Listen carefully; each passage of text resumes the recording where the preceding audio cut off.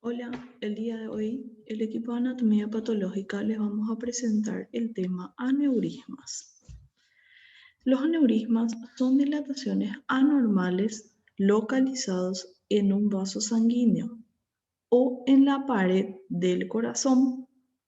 El aneurisma verdadero es cuando está rodeado por componentes de la pared arterial, todos los componentes, la íntima, la media y la adventicia, o por la pared atenuada del corazón. Estos aneurismas pueden ser de origen aterosclerótico, sifilítico, congénito, aneurisma ventricular izquierdo. Los aneurismas falsos o pseudoaneurismas es una brecha en la pared vascular que conduce a un hematoma extravascular en comunicación libre con el espacio intravascular. Lo que quiere decir que aquí no vamos a tener la participación de todas las paredes de la arteria. El más común es la rotura después de un infarto miocárdico, que está contenida por adherencias pericárdicas. Aquí vemos en esta imagen una arteria, aorta normal, en la imagen A. En la imagen B vemos un aneurisma a nivel de la arteria aorta torácica y en la imagen C vemos un aneurisma o una dilatación anormal a nivel de la arteria aorta abdominal. Entonces, como ya había dicho al principio, el aneurisma es una dilatación anormal de los vasos sanguíneos o del corazón. Este puede ser verdadero o puede ser falso según las capas que participen en él. La disección arterial ocurre cuando la sangre entra en la pared de la arteria, como un hematoma disecante entre sus capas. Los aneurismas y disecciones son más importantes cuando afecta a la arteria aorta. Aneurismas verdaderos y falsos pueden romper la pared y producir estas disecciones. Aquí en esta imagen macroscópica podemos observar una rotura de la pared arterial y también podemos observar un espacio que sería el espacio intravascular y aquí vemos cómo hay separación, hay una brecha, una separación entre la capa íntima y posiblemente sea la capa media. Mirando así macroscópicamente no les puedo decir a ciencia cierta, pero vemos cómo habrá esto iniciado solamente con la separación de estas y luego ya llegó a la rotura de la arteria. Las dos causas más importantes de los aneurismas aórticos son la aterosclerosis y la degeneración quística de la media arterial. Cualquier vaso puede ser afectado por trastornos que debilitan la pared, como los traumatismos. Tenemos una de las relaciones más importantes junto con la arteria aorta es la columna vertebral. Entonces, está íntimamente relacionado. Cualquier paciente que sufra un accidente, una rotura, eh, algo que tenga que ver con la columna, puede sufrir también la arteria aorta, que está íntimamente pegada a ella en el interior de nuestro organismo. Luego tenemos los congénitos, como la fresa, las infecciones como las micosis, las infecciones sifilíticas y también las propias vasculitis. En esta imagen vemos aquí una imagen macroscópica en donde nos muestran las dilataciones saculares, nos muestra varias hemorragias, vemos posiblemente aquí ya ha sufrido bastante, vemos estrías de lípidos, estrías lipídicas y mucha hemorragia. En la imagen microscópica podemos ver cómo se encuentran separadas las fibras musculares y los elementos elásticos y musculares de la arteria. Y por lo tanto vemos estos grandes espacios que son como unas hendiduras. Estas hendiduras pueden contener colesterol o contener un material amorfo que resultado de esta patología, la arteriosclerosis. Entonces, vemos cómo es afectada la pared de la arteria y esta queda debilitada y a medida que va avanzando se pueden formar los aneurismas. La clasificación según la forma de los aneurismas. Podemos tener aneurismas saculares, que son esféricos, entre 5 y 20 centímetros de diámetro, afectan a una sola porción de la pared vascular, pueden estar llenos completa o parcialmente por un trombo. Luego tenemos los aneurismas fusiformes, van hasta 20 centímetros y usualmente afectan la porción ascendente y transversal del callado aórtico, aorta abdominal e ilíacas. Son un poco más inespecíficos. Vemos entonces aquí una imagen que nos muestra la representación del aneurisma sacular y aquí vemos la representación del aneurisma fusiforme. Recordando que estos aneurismas sacular y fusiforme son aneurismas verdaderos porque todas las capas de la arteria están afectadas y aquí vemos un pseudoaneurisma. En este caso vemos cómo existe una brecha, una separación entre las tres capas aquí y luego vemos cómo vuelve a haber una separación entre lo que sería la capa la adventicia y la media.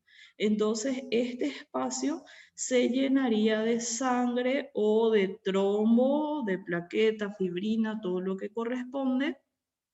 Entonces, tenemos aquí un pseudoaneurisma. Muy bien. Vemos la localización, también muy importante, el aneurisma sacular que se localiza por encima de las arterias renales que están representadas aquí y vemos abajo de las arterias renales, por debajo, el aneurisma fusiforme. Ya aquí en los miembros inferiores vemos la formación del pseudoaneurisma. Los aneurismas aórticos abdominales, la arteriosclerosis es la causa más frecuente de aneurisma. Este causa adelgazamiento de la pared arterial debido a la destrucción de la media, tal como estuvimos viendo en la primera imagen microscópica en la que les estuve mostrando las brechas, los espacios que existen entre los elementos musculares y elásticos de la arteria. Secundario a la placa originada en la íntima. Los aneurismas arterioscleróticos son más frecuentes en la arteria aorta abdominal. Bueno, donde veamos 3A, estamos hablando de aneurisma aórtico abdominal, ¿está bien? La morfología. Ellos están situados por debajo de las arterias renales y por encima de la bifurcación de la aorta. Son saculares o fusiformes, alcanzando 15 centímetros. Creí que no estaba grabando. Bueno, los saculares o fusiformes, alcanzando 15 centímetros de diámetro mayor y una longitud variable que puede ir hasta los 25 centímetros. Las variantes son las inflamatorias y los aneurismas aórticos abdominales micóticos. Vemos entonces aquí un aneurisma que se encuentra ¿dónde? Por debajo de las arterias renales. Aquí vemos la arteria abdominal, aorta abdominal, las arterias renales. Aquí posiblemente sea la salida de, no sé, puede ser el tronco celíaco, luego tenemos la arteria, ¿cómo se llama? Bueno, y aquí tenemos la arteria, posiblemente la salida de la arteria mesentérica superior, y vemos la gran dilatación de este vaso sanguíneo. Tenemos entonces aquí una gran dilatación, un gran aneurisma. Aquí vemos desde la parte interna también una anatomía macroscópica. Vemos cómo ha sufrido esta arteria aorta. Vemos también que estamos cerca de la bifurcación. Aquí vemos la salida de las arterias renales y vemos aquí la necrosis. Vemos la separación de las dos capas. Entonces tenemos un gran aneurisma también en esta arteria. Aquí vemos una imagen, una angiografía por TAC, en la que podemos apreciar también estos aneurismas.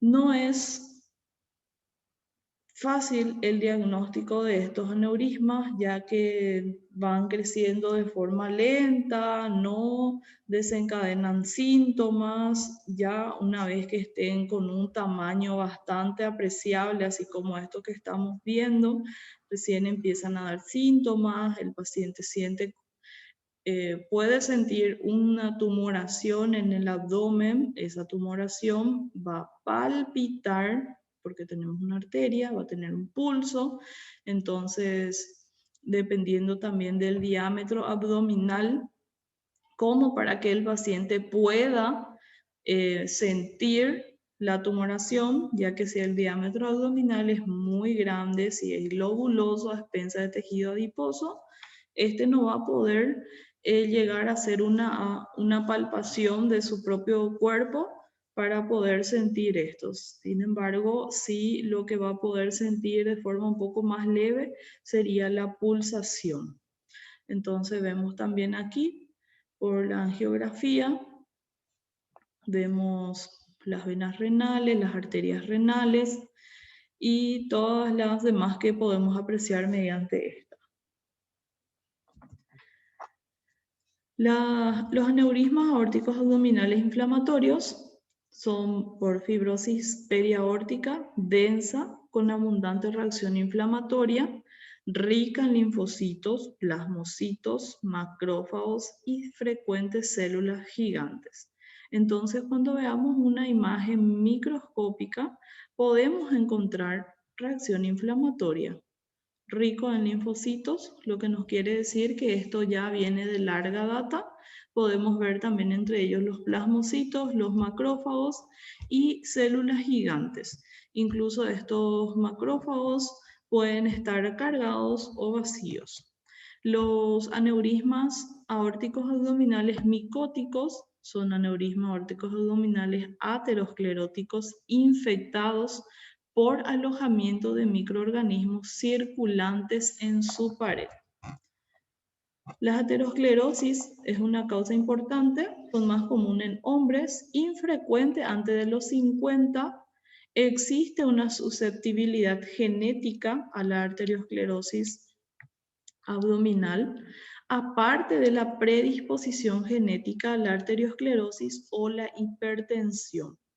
Entonces, aquí siempre recalcar al paciente que deben de mantener una presión lo más normal posible. Paciente hipertenso, medicarse, realizar la dieta, realizar el ejercicio físico que debe realizar según su condición y tratar de que no tenga picos hipertensivos. Siempre hablar de eso con el paciente. El paciente hipertenso siempre quiere abandonar el tratamiento porque dice que se siente bien, pero esto no debe ser así. El paciente tiene que entender que tiene una enfermedad crónica y que debe de seguir su tratamiento de por vida, a no ser de que por milagro este deje de tener y se pueda demostrar. Pero si este está bien 1 o 2 días, al tercer día recibe una mala noticia, sube la presión. Come algo que le hizo un poco mal, sube la presión. Entonces el paciente debe de hacer su tratamiento de por vida. Y siempre debemos hablar de esto con nuestros pacientes, porque ellos muchas veces no entienden o nos olvidamos de decirle. Entonces el paciente abandona la medicación y después va generando esto complicaciones, como por ejemplo una de ellas puede ser el aneurisma. Bueno, continuamos. Hay una alteración entre la degradación y síntesis de colágeno mediada por infiltrados inflamatorios y enzimas proteolíticas. Las metaloproteinasas de la matriz se asocian al desarrollo de aneurismas aórticos a través de la proteólisis aumentada de la matriz extracelular. Entonces, aumenta la lisis, se van a estar destruyendo, por lo que va a haber una disminución de elementos, de elementos en las capas de la arteria.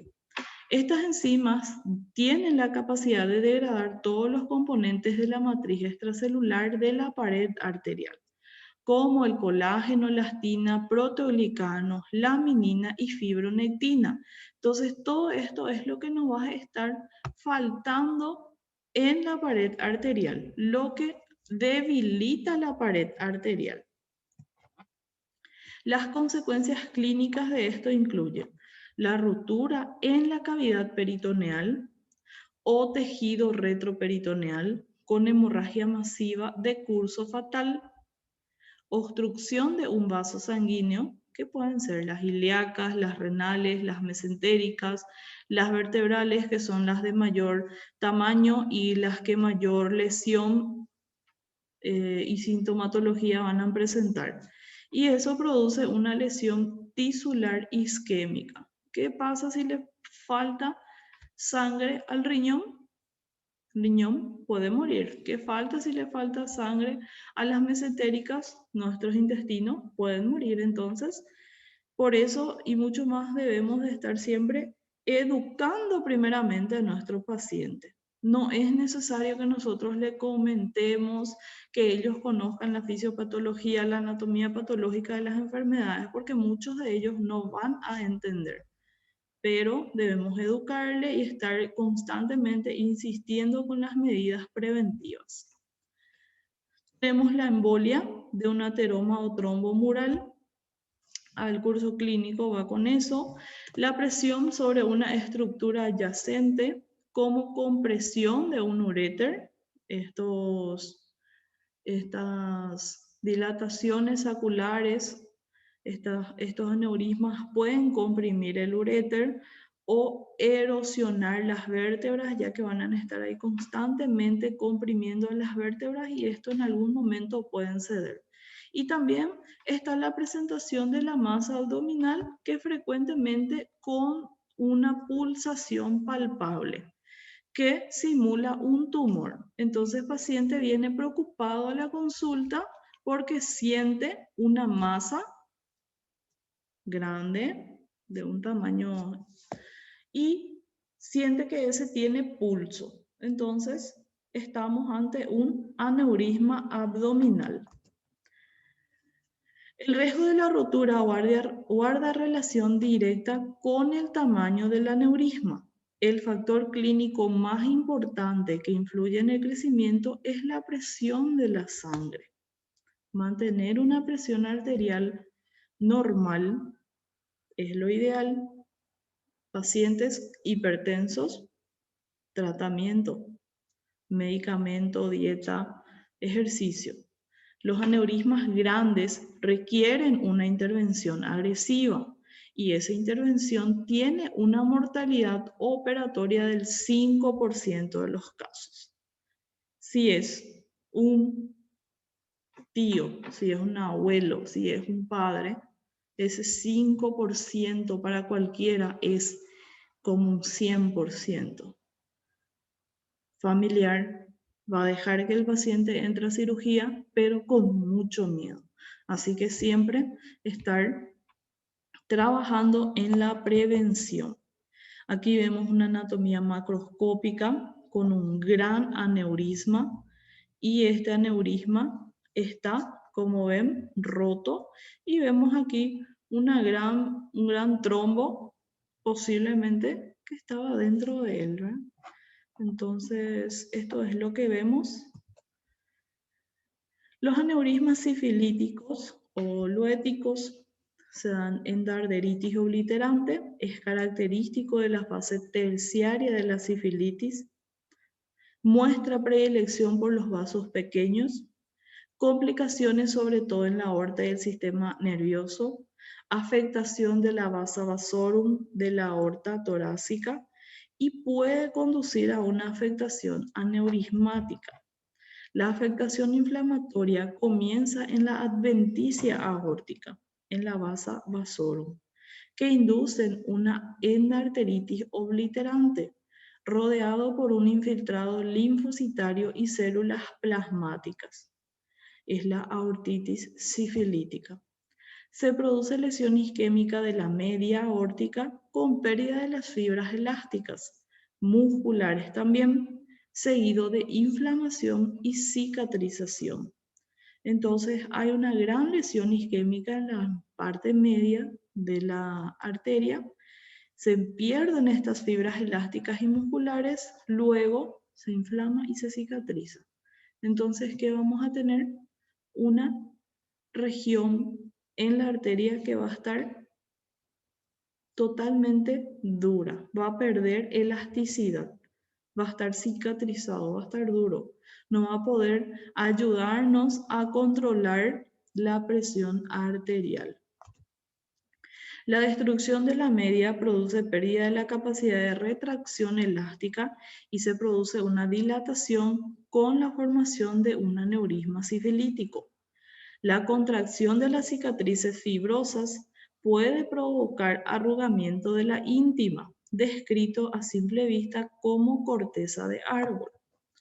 Vemos entonces aquí una arteria abierta. Vemos desde la parte más interna, esto que estamos mirando es la íntima y tiene esa característica de corteza de árbol. Y fíjense en todos esos puntos amarillos que vemos ahí, que son placas lipídicas. Es la íntima de la arteria con placas lipídicas, tejido adiposo, ¿no? Entonces, tenemos de esta forma la parte interna de la arteria. Independientemente de su etiología, puede dar presión sobre las estructuras mediastínicas que tenemos en el mediastino, tanto superior como inferior. Entonces, puede dar dificultad respiratoria, dificultad en la deglución, tos persistente por irritación o presión sobre los nervios recurrentes, dolor causado por erosión ósea. Está muy cerca de la columna, entonces puede causar esos dolores, dolor de espalda. Paciente que viene por dolor de espalda ya realizó varios tratamientos y eso no pasa. Debemos siempre de tener la mente amplia y no solamente cerrarnos a lo que es un poco más frecuente. Obviamente vamos a tardar un poco a decir, no, esto puede ser un aneurisma, pero tenemos que tener entre nuestras opciones cuando vamos a atender al paciente. La enfermedad cardíaca, aneurisma aórtico, produce dilatación de la válvula aórtica con insuficiencia valvular. También produce rotura. La mayoría de los pacientes con aneurismas sifilíticos fallecen de insuficiencia cardíaca inducida por compensación valvular aórtica.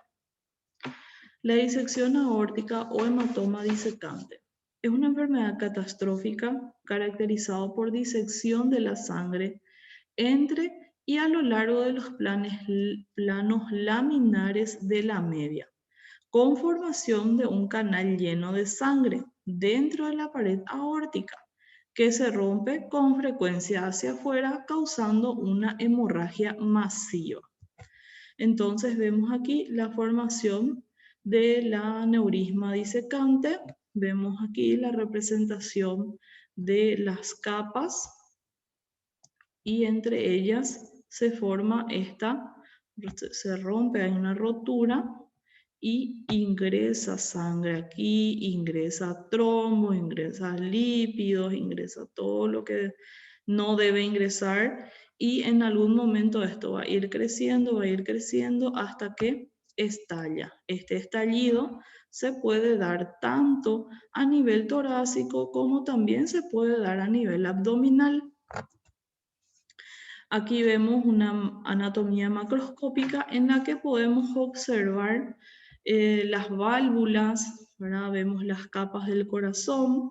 En la siguiente imagen tenemos la arteria aorta. Vemos aquí cómo están separadas. Y no vemos solamente una, sino que vemos varias dilataciones de las paredes arteriales. Entonces también podemos notar algunos puntos en los que hay placas de tejido adiposo, del lípido. Aquí también podemos notar esta anatomía macroscópica, ya está mucho más afectada. En ellas vemos las placas lipídicas, vemos también una gran dilatación, esta dilatación ya con un trombo y hemorragia. Estas disecciones aórticas pueden asociarse o no con dilatación marcada de la aorta. El 90% se presentan hombres entre 40 y 60 años con antecedentes de hipertensión. El 10% se observan jóvenes con anomalías sistémicas o localizadas del tejido conectivo que afectan la aorta, como por ejemplo tenemos el síndrome de Marfan. Pueden ser de causas iatrogénicas como complicación de una canulación arterial, colocación del bypass. Un desgarro en la íntima es el origen probable de la lesión, extendiéndose por la media de la aorta ascendente sin atravesarla dentro de los 10 centímetros siguientes a la válvula aórtica. Hay desgarros transversales u oblicuos de 1 a 5 centímetros de longitud. Vemos entonces ahí una pequeña formación sacular con hemorragia. La disección se puede extender a lo largo de la aorta en sentido proximal al corazón, como también en sentido distal. A veces se puede extender, imagínense, hasta las arterias ilíacas y femorales. Habitualmente se extiende a lo largo del tercio medio y externo.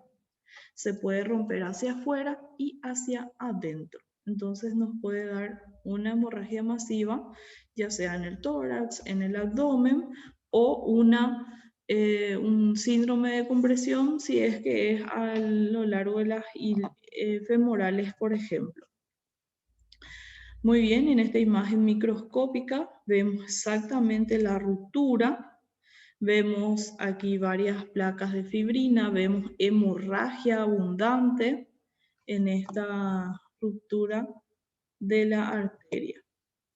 Aquí vemos cómo hay una separación, un espacio, una luz falsa, en donde aquí tenemos la luz real, aquí tenemos todas las capas de la arteria y este es el espacio falso que se crea.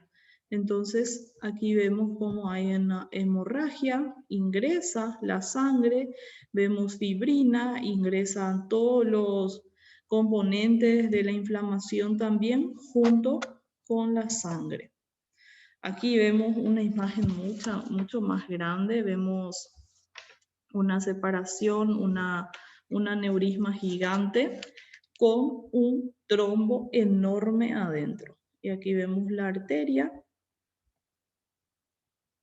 que, bueno, es una imagen hermosa, se ve súper bien la dilatación, el trombo.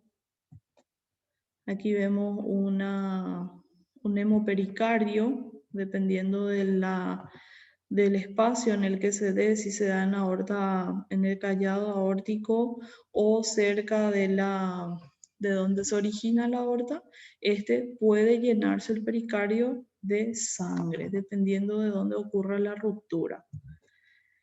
La lesión preexistente más común es la degeneración de la media, conocida como la degeneración quística de la media.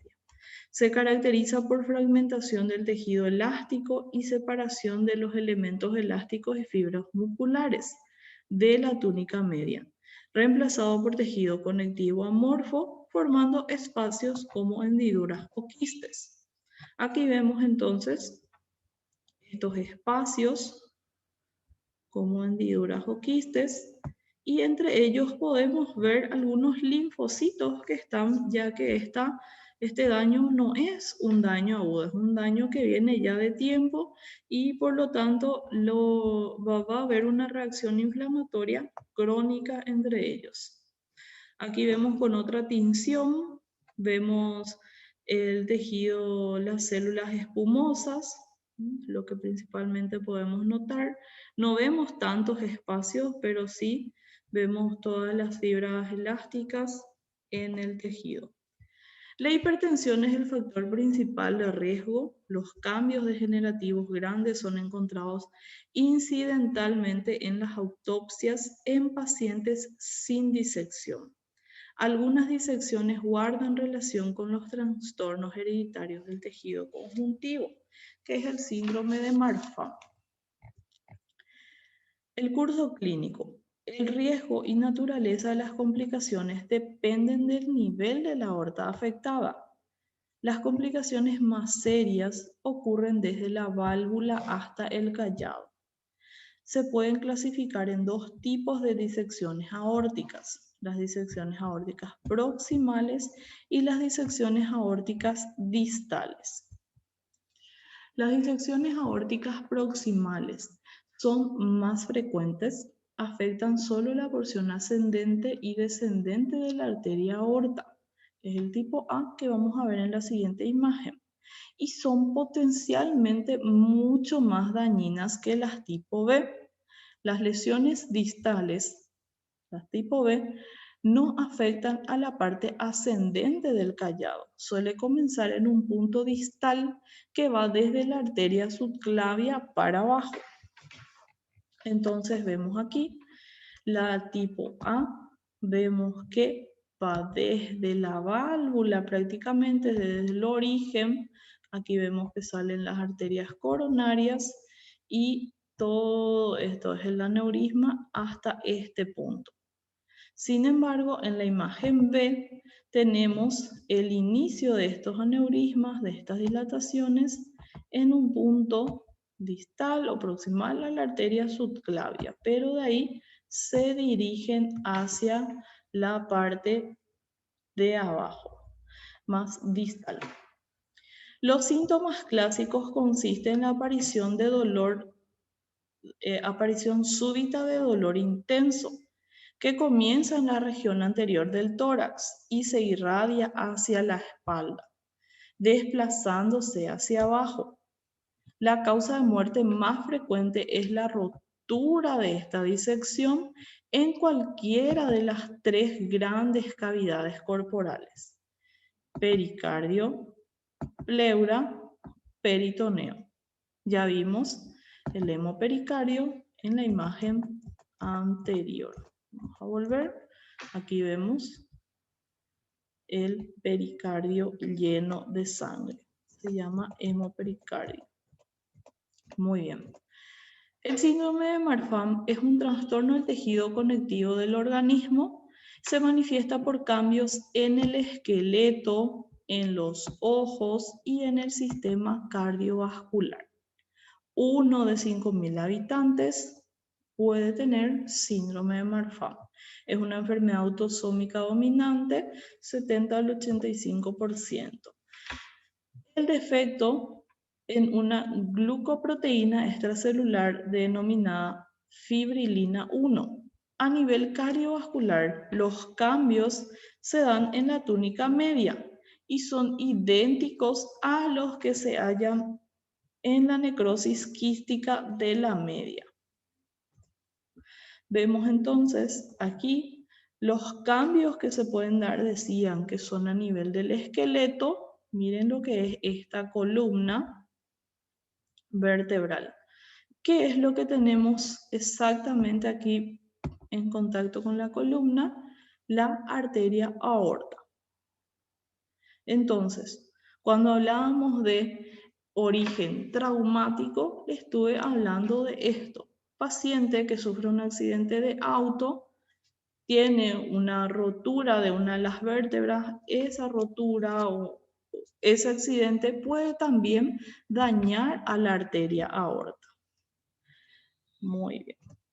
Aquí tenemos en la imagen, en la segunda imagen, tenemos al corazón, vemos aquí las válvulas y vemos la dilatación que ocurre a nivel de la aorta. Aquí vemos una imagen microscópica en donde podemos ver realmente la separación.